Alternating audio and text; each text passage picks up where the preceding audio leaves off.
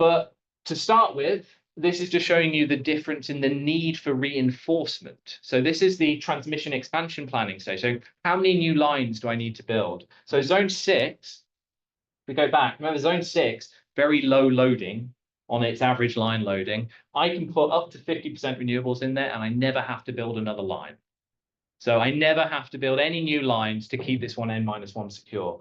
These other zones have slightly different properties. So zone 1, by the time I do that last bit, I need to build some extra lines. Zone 4, I need to build more lines, but by the time I've got to 38, I kind of plateaued. So this is the relationship of, this is just showing how many extra lines do I need to build. And you see here, zone 5, this was the one I think that had the highest line loading. You can see I have to build a lot of extra lines to be able to get the power around that part of the network.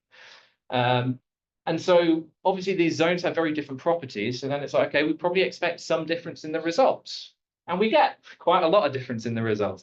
And what you see is that if you put the renewables somewhere like zone 1, zone 6, you end up down here at about kind of 600 megawatts as your expected loss for any kind of given blackout. But if you look at zone 5 and you put all your renewables in there, okay, well, that's up at the kind of 1100. It's almost double the risk depending on where you put the renewables.